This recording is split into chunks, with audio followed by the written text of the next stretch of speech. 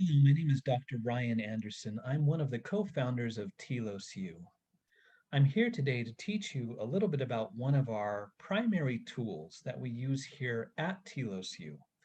This is one of those tools that we found that when we understand it well and when we use it consistently, it goes a long way towards helping things go right.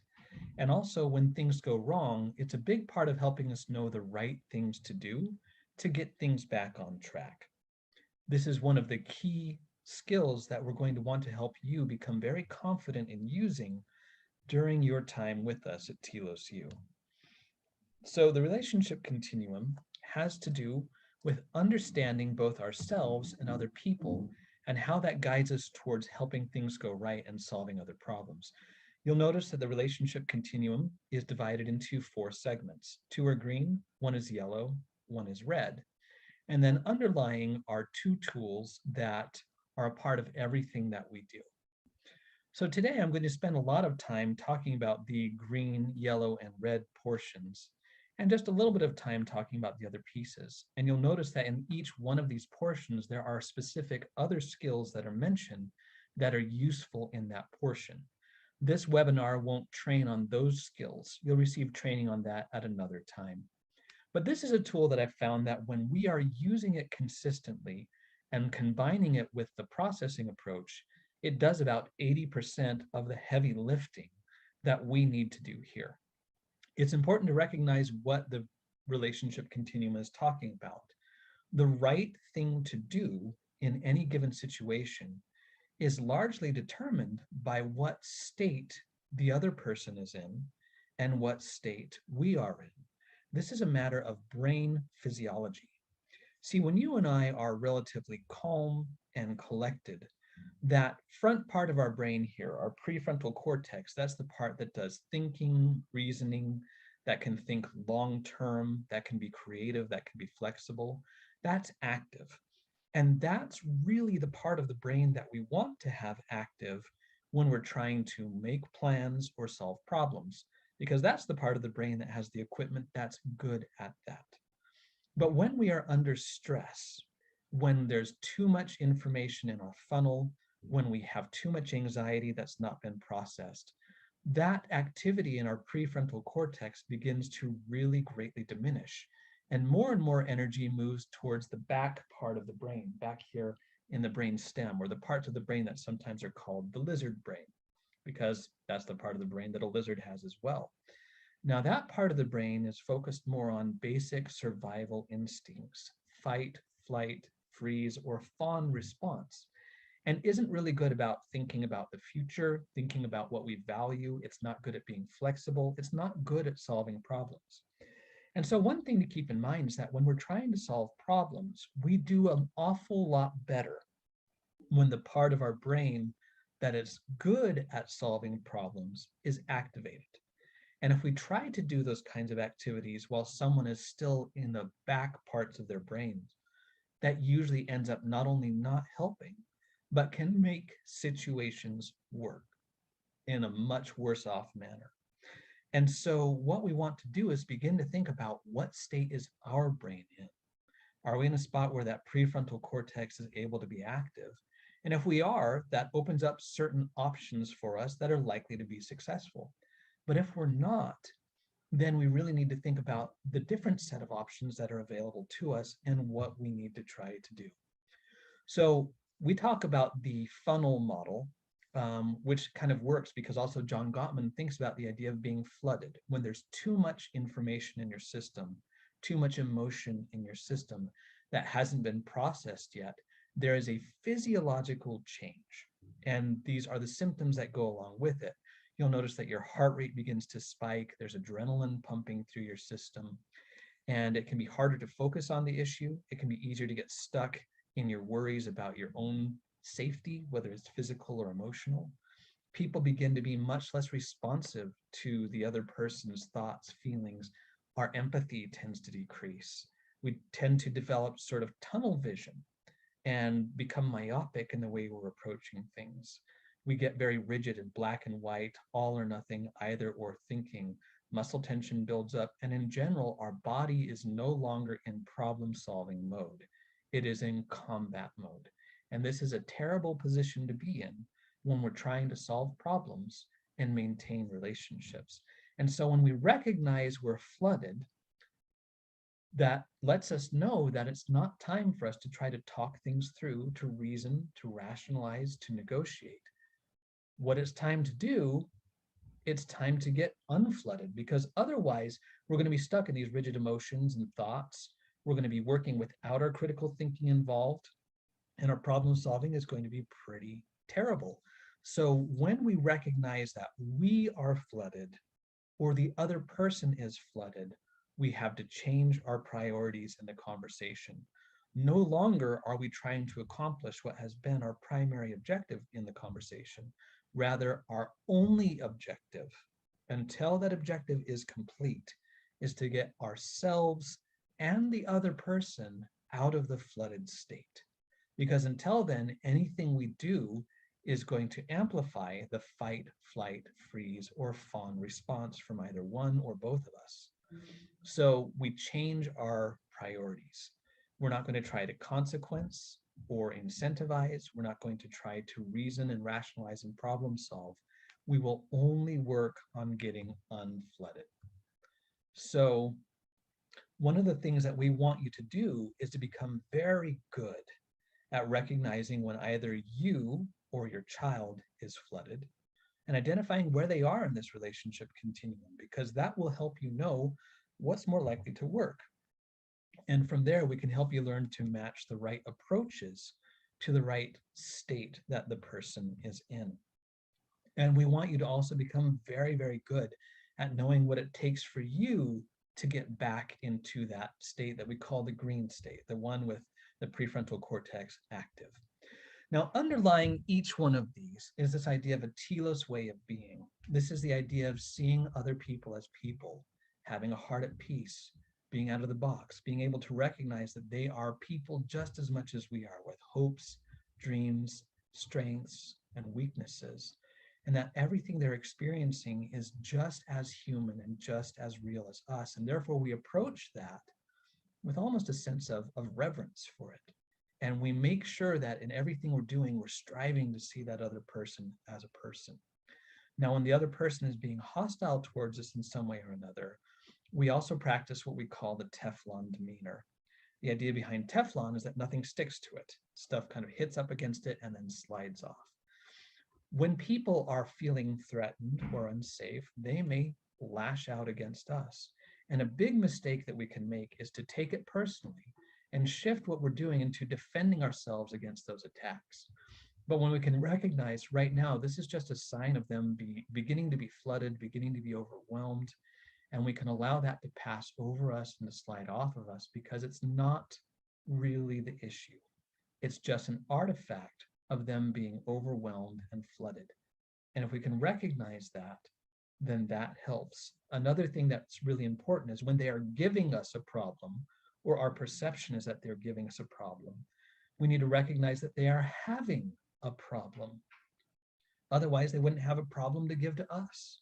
And so if you allow our focus to be on the problem they are having, rather than on the problem they are giving us, we're much more likely to resolve things. Whereas if we focus only on the problem we're giving us, the problem they're having has a tendency to accelerate and get worse.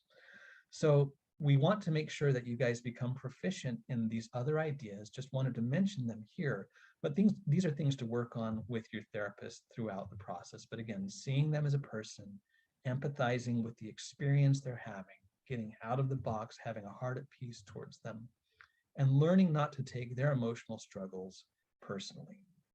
Now, in this process, when people get into the red, that means they're fully flooded. And there's a lot of things that people can do. They can become shut down, but they can also lash out. They can be lashing out verbally. They can be lashing out physically against themselves, against other people, against property. And any effort for them to kind of respond to calm them down is something they're not responding to. Now, one of the things that we really want to work on while we're going through all of this is to try to help not get into the red if at all possible, because this is where someone has become a genuine safety concern. We're not just talking about them being disrespectful. This is where someone could actually get hurt. And so you'll notice what we have listed over here are what we would do here at telos when someone is in the red. One of the things that we do is we recognize, hey, this has a potential to get out of control. So we want to make sure that we have someone else coming to support us. And sometimes one of the things that we have to do is if a student has gotten in the red with me, say it's been my responsibility to hold a boundary with them, and now they're angry at me. Part of our strategy here is to actually remove me from the situation, because now their emotion is attached to me, and calming down can be harder as long as I am still in that situation with them. So we have to put down our own pride, and we have to be willing to allow ourselves to be removed and have someone else come in and switch out with us. These may be circumstances where if someone is getting dangerous enough, we may have to make sure that they're not going to hurt themselves or hurt someone else. This is the kind of situation at home where you may find yourself even having to call the police to prevent someone from getting physically injured. So as you can see, we want to put a lot of effort into avoiding the red, but if they get into the red, we need to make very sure that we do not respond by becoming forceful and aggressive in return. And you'll notice that if we're trying to give incentives or consequences while someone's in the red, they don't really process this well. And that tends to only make things worse. So again, if their anger is focused on you, if you can safely leave the situation and ideally have someone else step into the situation, that is ideal. But these are the circumstances where if real violence is occurring, you may have to call the police. And you should only directly engage in efforts to physically stop them from what they're doing if there is an immediate danger to themselves or someone else. But if that's not the case, don't touch, don't engage, don't do anything that would create a physical contact between you and them, because that tends to just make things worse. So hopefully we've done a lot to kind of avoid getting all the way down there into the red. But most of the time when we see students who are upset, they're going to be more in the yellow. So this is where they're being irrational, rigid, oppositional. They're in a lot of distress, and they might be doing things to kind of incite us, insult us, try to rile other people up. But there's not an actual physical danger to themselves or to other people yet. But in this stage, again, that prefrontal cortex isn't there. They're not able to be reasonable, rational. And so again, at this point in time, we're not in the green. All we're going to work on doing is trying to get out of the yellow and back into the green. So there's a couple things to keep in mind. While this is going on, we are still showing forth a great deal of warmth and love, even if they are being hostile. But there is a firm boundary. The boundary is, okay, we've gotten to a point where, we're being argumentative, this isn't being helpful. Our boundary is we either need to be able to calm down and change the way we're addressing this right now, or we need to back off and take an RNP, which is telos for reflect and process. It's a way of self-soothing and self-care, and then re-engaging in a process. Again, that's something that if you haven't been trained in yet, talk to your therapist about it and they'll train you in it. But the idea is, look, we either need to redirect, and if you're not able to redirect, then we need to take an RMP to work on calming ourselves down, because otherwise we're just going to make the situation worse. But again, so you remain warm, but not stern. But you are firm in that saying, look, I'm not willing to engage in a conversation that's actually going to push things into a crisis. So we're going to back off. One thing to keep in mind is that sometimes it's easy under these circumstances to get lost in what I call a promptathon, which is, okay, you need to calm down or we need to stop this conversation 1 time, 2 times, 3 times, 4 times. And all that does is we're just continuing to push things along, and the boundary that we're setting doesn't actually matter. So when we get to the yellow, what we need to do is identify we're in the yellow. We give 1 prompt, and if they're not able to redirect and calm down, then at that point in time, what we do is we just move forward. You don't want to do it time and time and time again with the prompting, because that doesn't do anyone any good. But you offer the boundary as a choice. It's not, okay, hey, look, you've got to go. It's, look, I just right now, we need to see if we can calm down and talk about this more reasonably. And if not, the other choice we have is to take an RMP, and then we can figure out what to do about this. Do you feel like you can try to redirect, or is that not realistic right now? And do we need to move forward with doing an RMP instead? It's not scolding, it's not shaming, it's not disciplinary.